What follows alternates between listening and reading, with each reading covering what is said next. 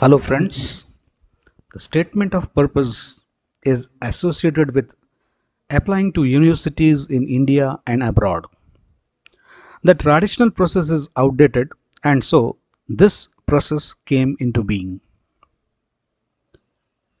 The admission process has to be understood and implemented, and therefore this SOP expects the students to get submitted into proper format. This has to be submitted along with the application and the CV. Application and registration to top rank universities in India and abroad therefore demand this format of application where statement of purpose is the must. Let us look at the objectives of this session.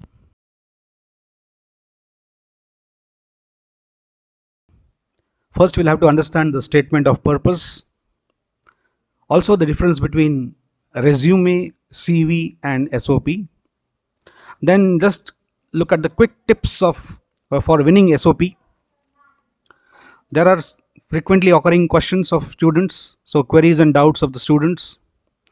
The most important, the format of the statement of purpose. And last but not the least, the do's and don'ts of a good SOP. First, let me explain what is a statement of purpose. SOP is an essay, as we all know, and the most important aspect of the application for getting admission to any university for a graduate student. It is a gateway to our career and it is the most important part of the university for getting admission. At the right hand side we see six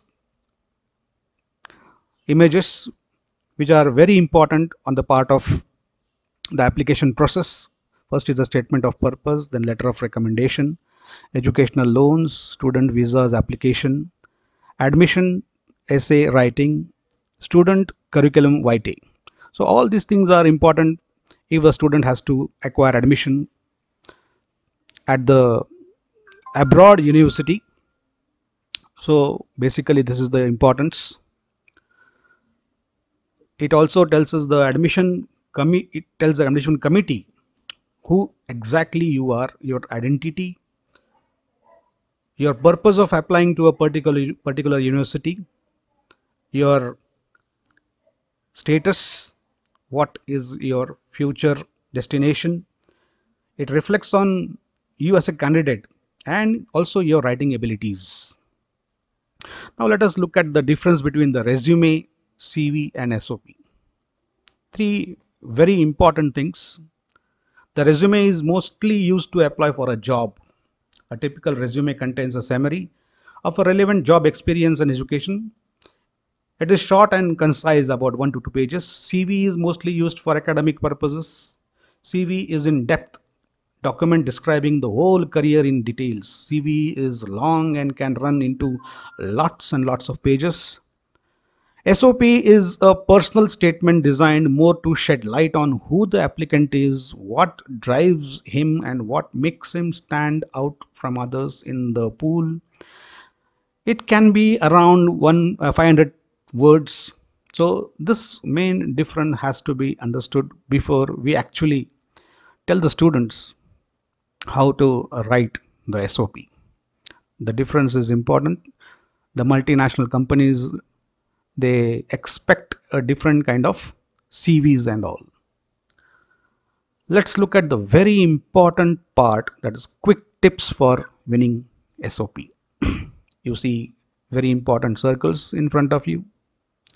What SOP shouldn't have any grammatic error or spelling mistake. What is to be done is to use strong and concise writing, avoid glitches and repetitive language. You stay away from informal language. Keep positive and confident tone. Clearly state your ambitions and goals and interests. Give evidence of past and experience and success. Give reasons as to why you are willingly applying for the program. So the quick tips for winning an SOP are this, and you can easily win a SOP through using the do's and don'ts, what exactly has to be done, what is not to be done, and quick tips are certainly going to help a student to be more confident in applying a SOP to a certain university where he exactly needs an admission. Students have many doubts. These doubts are frequent. What exactly to do, what not to do. So whether to put the name on my SOP, whether how long my SOP should be. So the answers are given.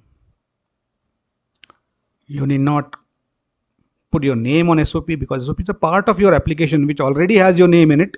This has to be sent along with the application and CV. So SOP should not be 1.5 page, around 500 words, nothing longer than this.